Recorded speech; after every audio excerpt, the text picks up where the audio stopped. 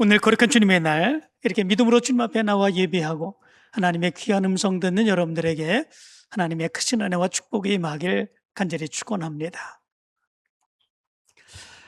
우리는 자랑을 참 많이 합니다. 여러분들은 어떤 때에 자랑을 하십니까?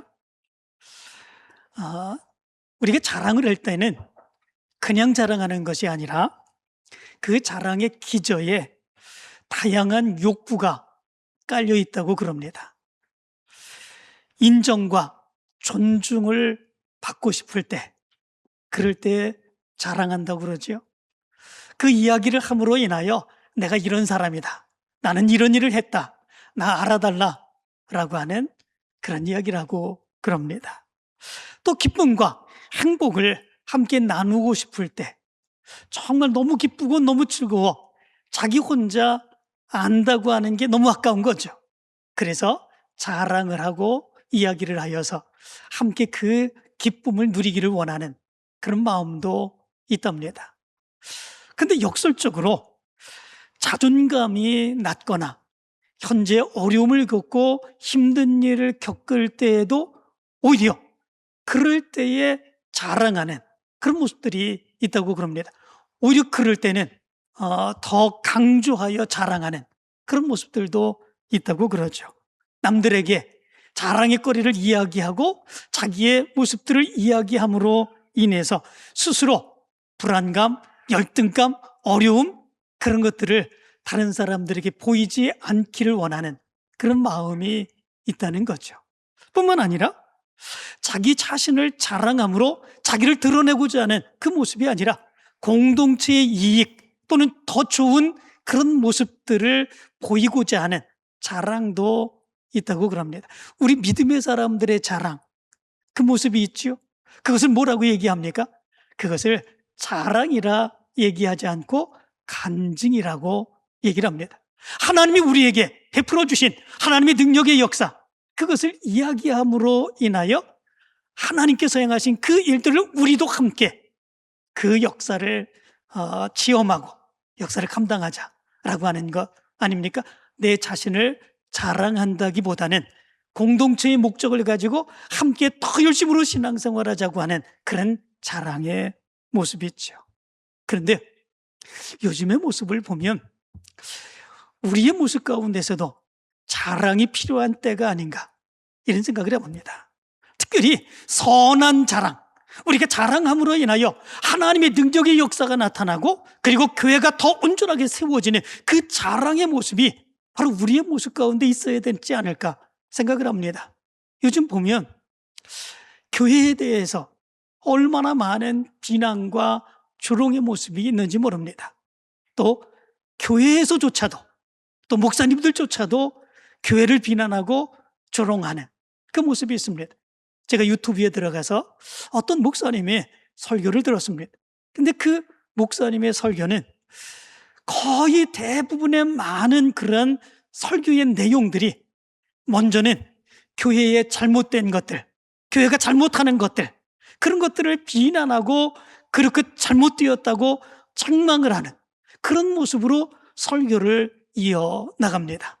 그리고 자기네 교회는 그렇지 않다고 얘기하죠. 물론 교회가 잘못하고 성도들이 잘못하는 거 책망받아야 됩니다. 비난받아야 됩니다. 때로는 조롱받을 수 있는 그 모습이 있어야 됩니다. 그런데 중요한 것은 그 목적이 어디에 있는가라고 하는 거죠. 그걸 이야기함으로 인하여 오히려 자기네들은 그렇지 않다라고 하는 것을 이야기하고자 하는 그런 모습들이라면 그건 선한 자랑이 아니죠.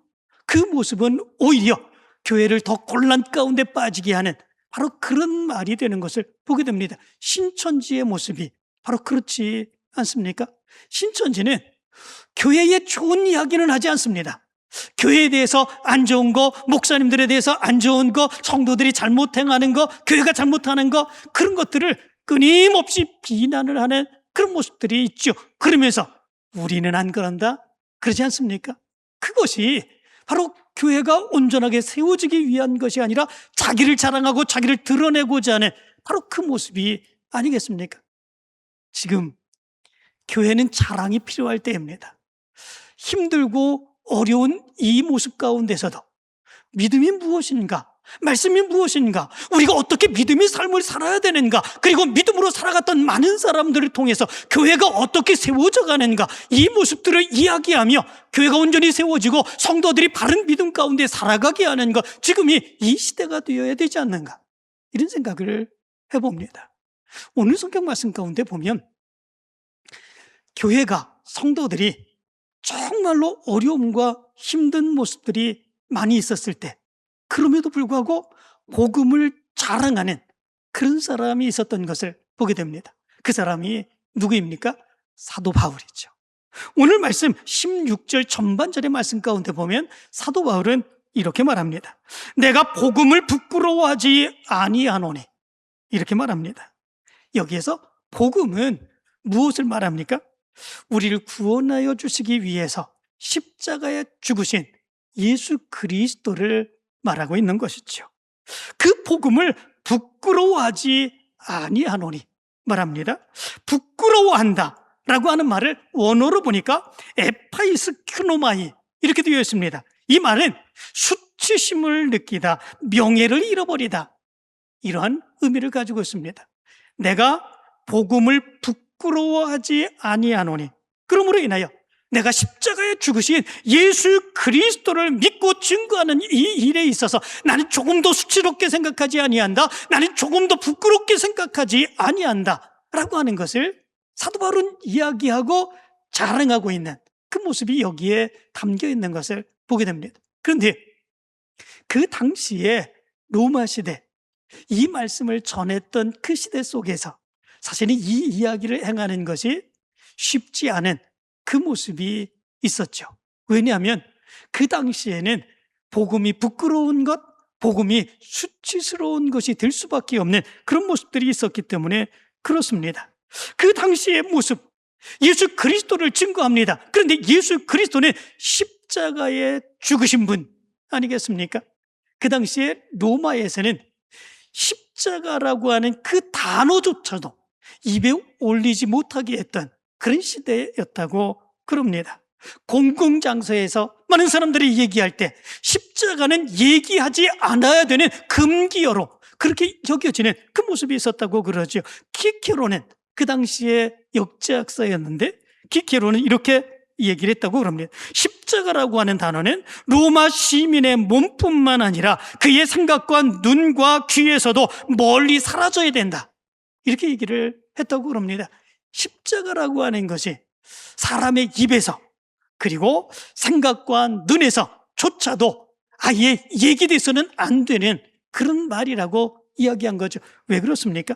이 십자가에 죽는다고 하는 것은 일반적인 사람들, 로마 사람들은 이런 형벌을 받을 수가 없기 때문에 그렇습니다. 십자가형을 받았던 그 당시의 사람들은 반역자들, 노예들, 그리고 인간 이하의 취급을 받았던 흉악범들, 그런 사람들에게나 처형을 했었던 그런 형벌이었기 때문에 그렇습니다.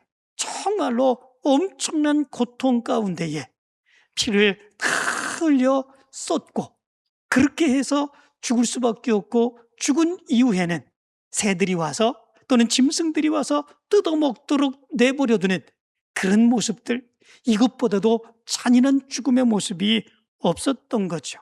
그런데 그 당시에 사도 바울이 전하고 믿음의 사람들이 믿었던 그런 복음, 예수 그리스도는 바로 그 십자가에 달려 죽으신 바로 그분입니다. 로마 사람들이 생각할 때 입에서도 언급하지 말아야 했던 바로 그분, 그 수치스럽고 부끄럽게 죽으신 바로 예수 그리스도였기 때문에 그렇습니다. 뿐만 아니라 당신은 헬라 철학의 영향을 받아서 지적인 교만이 하늘에 닿는 그 모습이 있었다고 그러죠.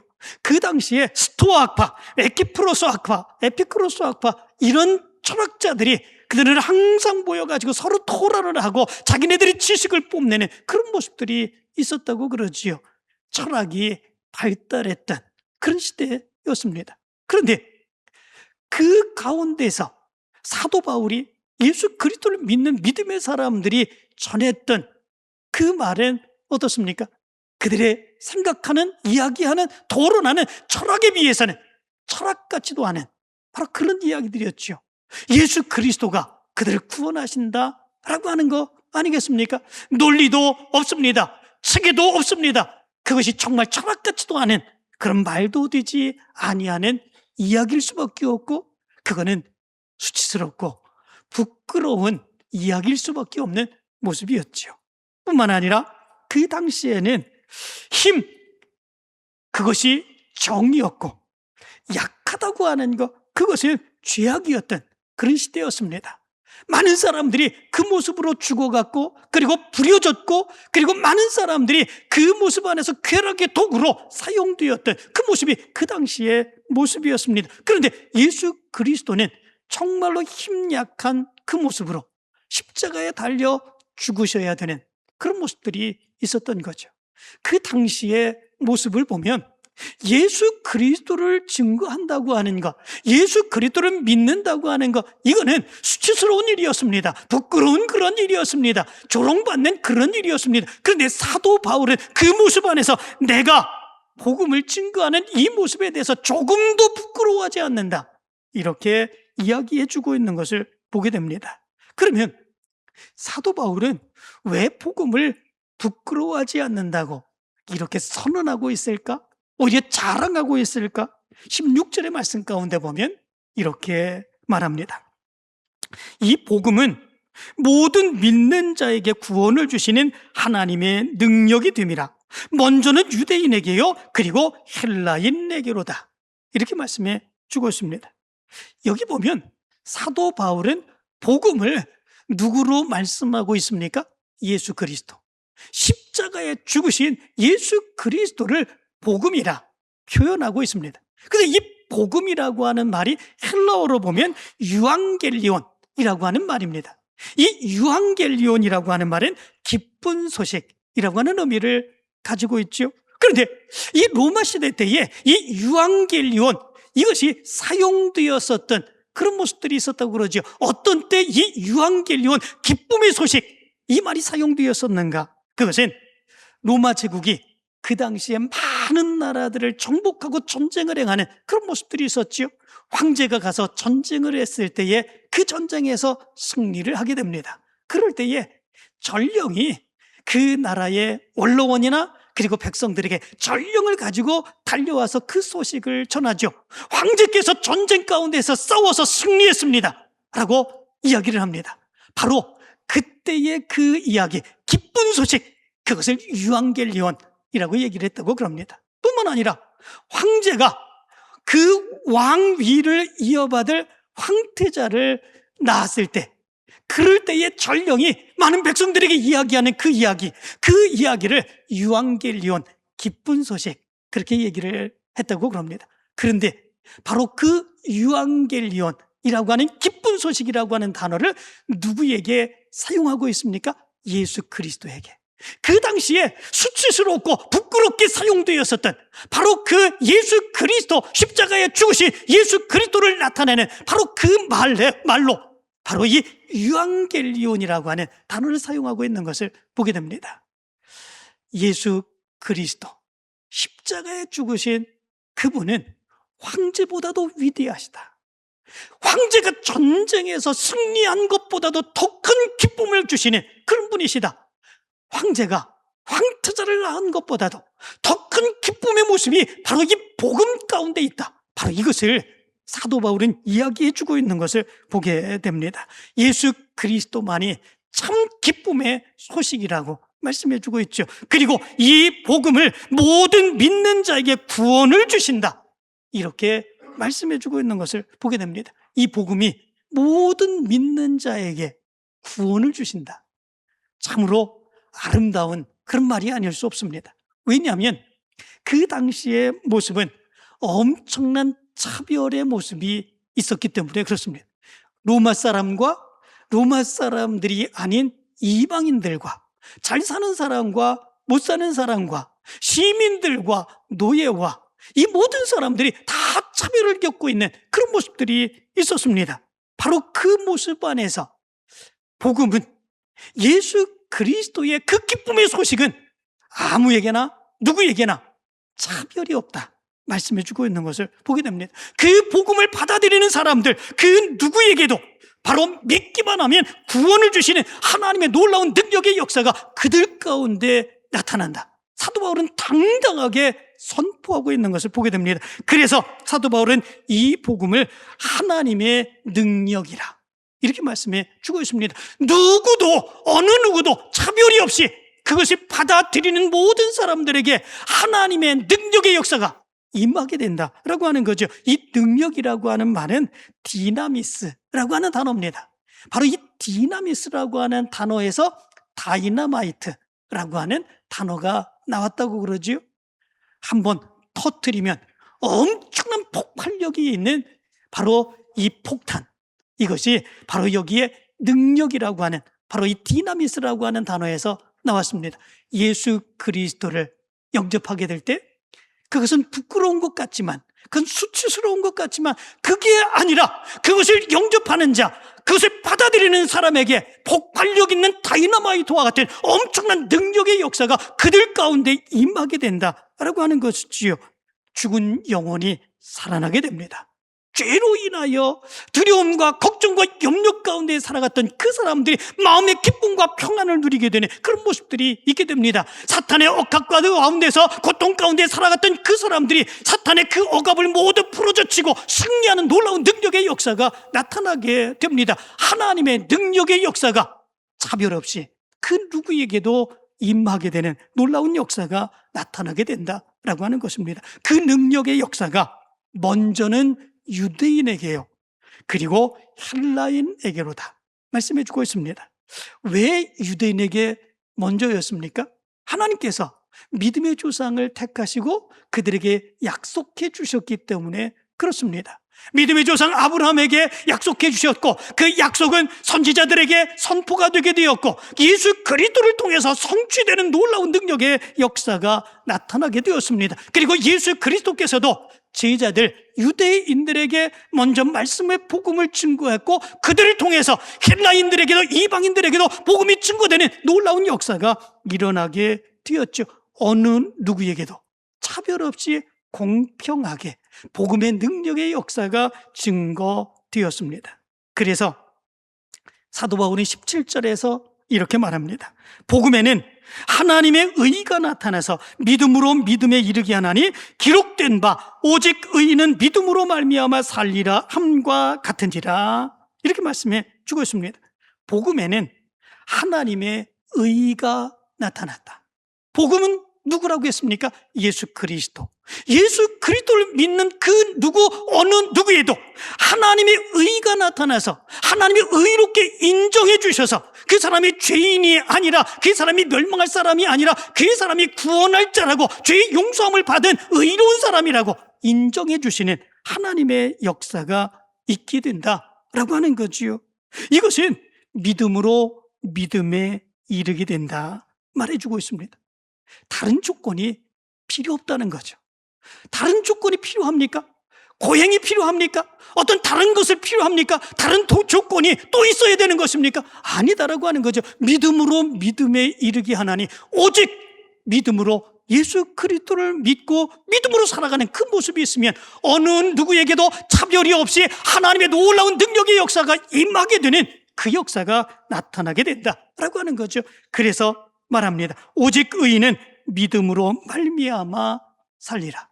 그 은혜의 감격을 가지고 믿음으로 하나님께서 역사해 주신 그 은혜를 기억하며 믿음으로 살아가는 그 역사가 나타나게 된다라고 하는 거죠. 1510년 한 젊은 수도사가 로마 거리에 도착을 하게 됩니다.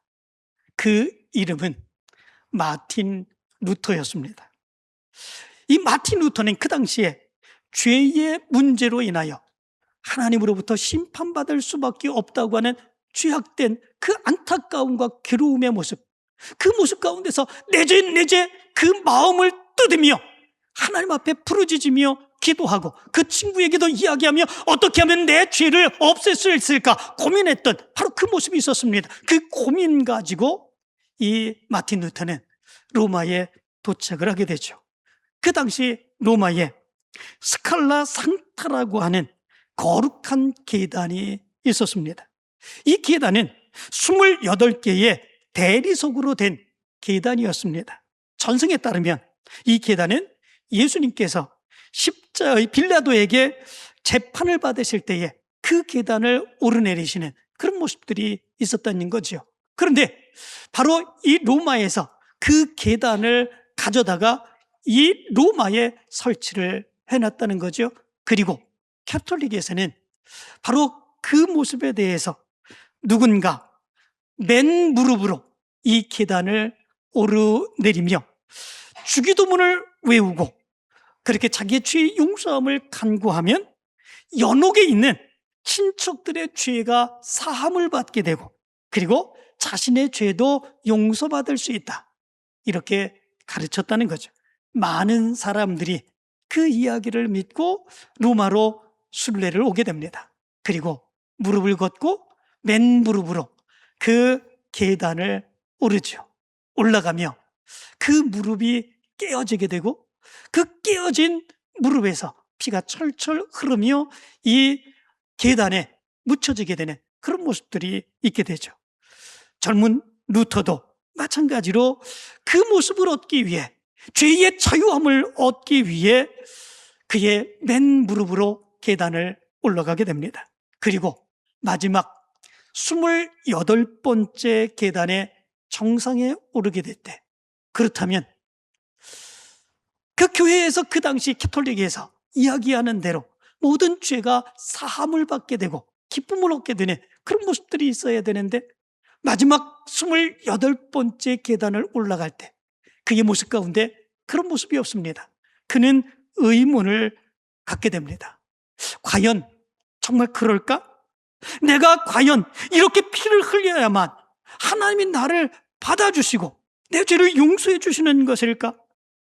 그 모습을 가지고 의심을 가지고 심문음을 하게 됩니다.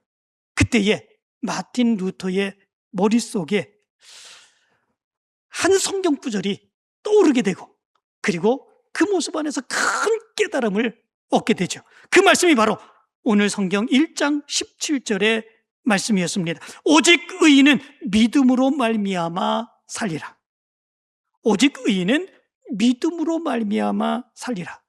그 자리에서 루터는 벌떡 일어서죠. 무릎으로, 맨 무릎으로 올라가며 그 무릎에서 피를 흘렸던 루터, 이제는 그 말씀을 깨닫고 바로 올라갔던 그 자리에서 그냥 걸어서 내려오는 그런 모습들이 있게 됩니다. 그가 깨달은 것은 구원은 인간의 고행이나 노력, 찢어진 무릎의 피로 얻는 것이 아니라 이미 2000년 전에 예수 그리스도께서 십자가에서 완성하신 그 복음을 믿는 것으로 오직 하나님의 은혜로 주어지는 것이다 라고 하는 것을 깨닫게 되는 그 모습이 있게 되죠. 그리고 이 마틴 루터는 이 고백을 행하게 됩니다. 이 구절이 내 영혼에 열리는 순간 나는 천국의 문이 활짝 열리는 것을 보았고 내가 바로 그 낙원 안으로 걸어 들어가고 있음을 느꼈다. 마틴 루터는 그렇게 고백을 합니다. 부끄러움과 죄악 가운데서 떨던 마틴 루터, 바로 거기에서 말씀으로 인하여 깨닫게 되는 놀라운 역사가 있게 되죠. 어떤 조건에 의해서, 어떤 고행에 의해서, 어떤 노력에 의해서 내 죄가 용서받고 깨어지는 그 모습이 있는 것이 아니라 오직 믿음으로 하나님께서 주시는 은혜로 내가 깨어지게 되고 은혜를 받게 되고 구원받는 믿음의 사람이 된다라고 하는 것이 그에게 깨달아지게 될 때에 그는 놀라운 하나님의 역사를 이루어가는 그 사람이 되죠. 그때에 그는 종교개혁의 믿음의 기수로 나가게 되는 그 역사가 일어나게 됩니다. 복음의 놀라운 능력의 역사였죠. 여기에 사도 바울이 복음을 부끄러워하지 않는 그 이유를 발견할 수 있게 되는 것을 보게 됩니다. 아무리 로마의 사람들이 너희들이 믿는 그 사람은 우리가 십자가에서 죽게 한 바로 그 사람이다. 그 십자가에 죽은 그런 사람들은 반역자이고 흉악한 범죄인들인데 어떻게 그를 믿을 수 있느냐 비난하고 조롱하는 그 모습에도 그 모습이 당당합니다. 부끄러워하지 않습니다. 수치를 갖지 않습니다. 너희들이 전하는 십자가의 도, 그것이 우리가 이야기하는 철학보다도 낫느냐, 논리적이느냐, 그 모습에 대해서 아니라고, 철학 정도도 되지도 않는다고, 논리도 없다고 얘기하는 그 모습에 대해서 부끄러워하지 않습니다. 예수 그리스도를 믿음으로 인하여 그들의 죄는 용서받고 하나님의 자녀가 되고 하나님의 놀라운 능력의 역사를 얻을 수 있다고 하는 그 기쁨이 그의 모습 가운데 넘치게 되었기 때문에 그렇습니다. 이 믿음은 당시 로마 사람들에게도 당당할 수 있었고, 그 믿음을 지키기 위해서 그들의 생명까지도 내어놓고 예수 그리스도를 증거할 수 있었던 바로 그 모습이 바로 여기에 있었던 것을 보게 됩니다. 우리 믿음의 모습에도 바로 이런 모습들이 나타나야 됨을 믿습니다. 사도 바울처럼 이 복음은 모든 믿는 자에게 구원을 주시는 하나님의 능력이 됨이라.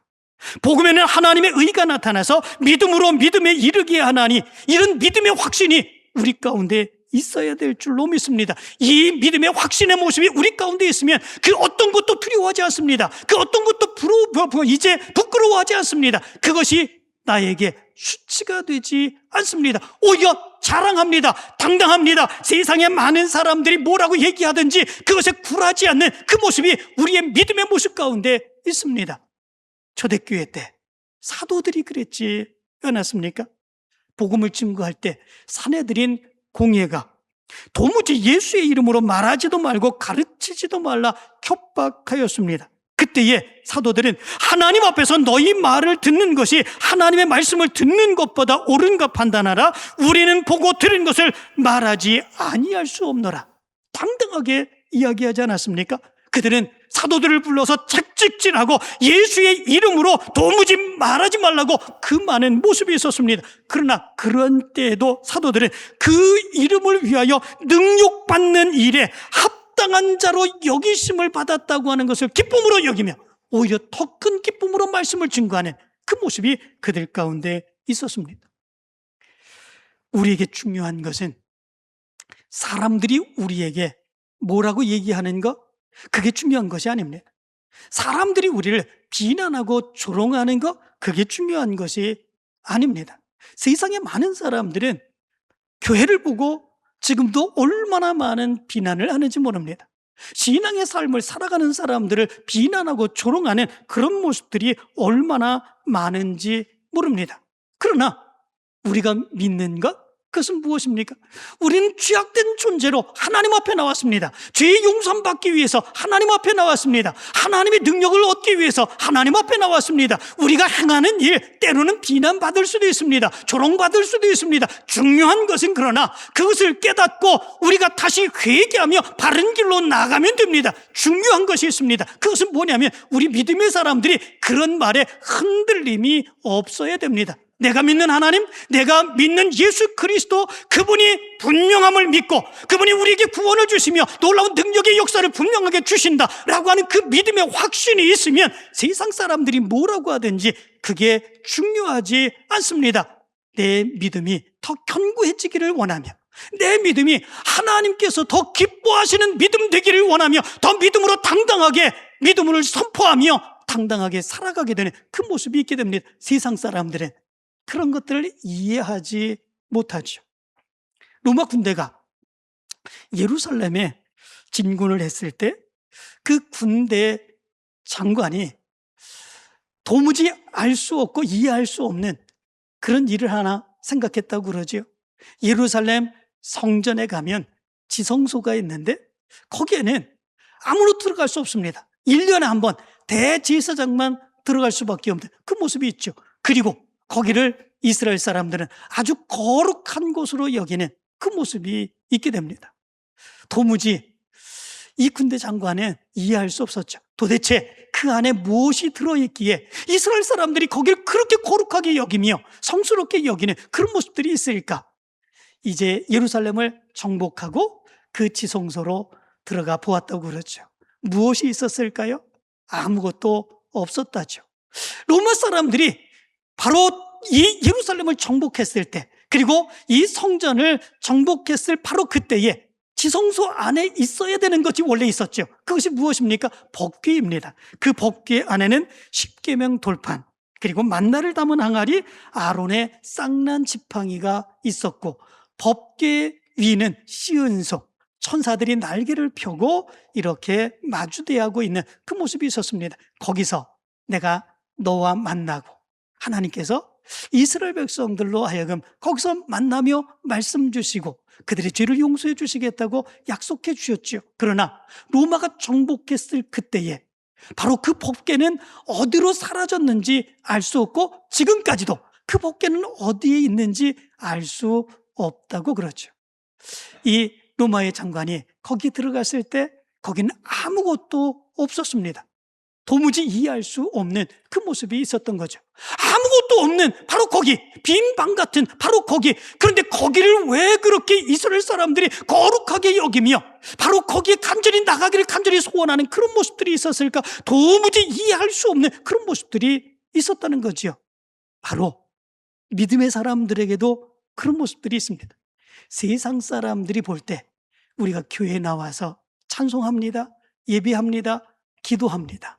그리고 눈물 흘려가며 회개하며 자기의 목숨까지 내어놓으며 신앙의 사역을 감당하기를 원합니다. 그런데 교회에 나오면 볼 것 아무것도 없습니다. 특별히 뭔가 아주 귀하고 거룩한 뭔가가 있는 것인가 살펴보아도 교회는 우리가 알다시피 아무것도 없습니다. 그들이 볼 때 도무지 이해할 수 없는 그런 모습들이 있죠. 교회 가면 뭐가 있는 줄 아는데 아무것도 없는 그 모습을 보면서 그들은 이해하지 못합니다. 그런데 믿음의 사람들은 그러하지 않습니다. 바로 거기서 예수 그리스도를 통해서 하나님의 은혜를 체험합니다. 하나님의 능력을 체험합니다. 그 모습 안에서 하나님께서 행해 주신 놀라운 능력의 역사를 다른 사람들에게도 전하기를 원하는 그런 간절함의 모습이 그들의 모습 가운데 있습니다. 세상 사람들은 그들과 같은 그들의 모습만을 생각합니다. 때로는 저들도 다 우리하고 똑같은데 우리하고 똑같이 이야기하고 욕도 하기도 하고 실수도 하게 하고 똑같은 모습 가운데 그들은 다른 사람의 모습을 보지 못하는 그런 모습들이 있게 되죠. 그러나 믿음의 사람들은 그러하지 않죠. 믿음으로 예수 그리스도를 바라봅니다. 믿음으로 예수 그리스도의 그 은혜를 체험합니다. 교회 안에서는 아무것도 없는 것 같지만 예수 그리스도를 만나고 난 뒤에 예수 그리스도의 놀라운 능력의 역사가 나에게 임함으로 인하여 내 삶이 변합니다. 내 생각이 변합니다. 내가 하나님의 놀라운 능력의 역사를 마음껏 사용하면서 날마다 눈물 흘리며 기도하며 예배하며 살아가는 그 모습이 있습니다. 우리 믿음의 사람들의 자랑이 바로 이 모습 아닙니까? 세상 사람들은 알지 못합니다. 이해하지 못합니다. 그렇지만 믿음의 사람들은 아무리 어렵고 힘들고 비난받고 조롱받는 모습이 있다고 할지라도 그럼에도 불구하고 당당합니다. 그럼에도 불구하고 자랑합니다. 하나님의 놀라운 능력의 역사가 내게 이 마음을 믿기 때문에 그렇습니다. 이 믿음의 모습이 지금 교회에 우리 모습에서 나타나야 되는 그 모습이 아닌가 생각을 합니다. 요즘 들어서 너무나도 많이 교회가 비난받습니다. 너무나도 많이 세상의 사람들이 성도들을 비난하고 조롱하는 그런 모습들이 있습니다. 법으로다 교회 폐쇄법 같은 그런 법을 상정을 하여서 교회를 무시하고 조롱하는 그 모습이 지금 이 시대의 모습입니다. 이럴 때에 우리가 해야 되는 그 모습이 무엇인가? 사도 바울처럼 나는 복음을 부끄러워하지 아니하노니, 이 모습으로 우리도 내가 믿는 예수 그리스도, 내가 믿은 그 은혜의 감격을 다른 많은 사람들에게 증거해서 하나님의 놀라운 역사를 이루어가는 그 모습이 지금 우리와 이 시대 속에서 일어나야 되는 거 아닐까, 이런 생각을 해봅니다. 여러분들의 믿음의 모습에 이 자랑이 있게 되길 간절히 원합니다. 그 시대 속에서 비난과 조롱이 있을지라도 그럼에도 불구하고 당당하게 자랑하고 복음을 선포했었던 사도 바울의 그 믿음이, 믿음의 사람들의 그 믿음의 모습이 여러분들 가운데도 임하여서 이 시대를 하나님의 크신 뜻을 이루어가는 시대로 세우게 되기를 간절히 축원합니다.